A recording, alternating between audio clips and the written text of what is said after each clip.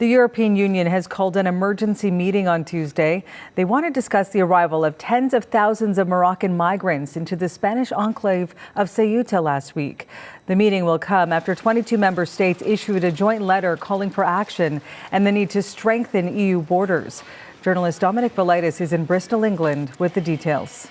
It's worth remembering the terrible loss of life. We now know that at least 67 people died attempting to cross into Ceuta last week. But this crisis has also seriously strained relations between EU member states. It has deepened mistrust and exposed sharp division within the bloc over migration policy. Now, although most EU countries have expressed support and solidarity with Spain, others have openly attacked it for what happened last week. Yesterday, at a meeting of EU officials and experts described as sobering, Spain came under fire from Italy, Denmark, Poland and Sweden. Italy even announcing it would be suspending its Schengen arrangements with the country for a month as a result. Now, loosely speaking, Marianne, critics have accused Spain of losing control of its border, arguing that the country's migration policy, including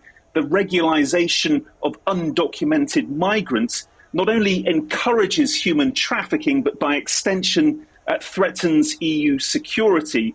This, as you can imagine, has not gone down well with Spain. It has defended its handling of the crisis, claiming that most migrants have now returned to Morocco, adding it had acted in line with European law, humanitarian law and EU solidarity, and that its borders were one of the least porous in the European Union. Spain has slammed the criticism levelled against it as prejudice, fake news and partisan demagoguery. And one interesting thing, Marianne, to come out of this meeting yesterday was the issue of illegal migration in Eastern Europe. Spain clearly frustrated that mass arrivals on the Belarus, Poland and Russia-Finland borders were quite clearly described as Russian hybrid actions and met with complete solidarity by all in the EU, whereas Spain feels it is being singled out and attacked for what happened last week. Now, there's nothing, Marianne, to suggest that Russia had a direct hand in what happened in Ceuta, but suspicions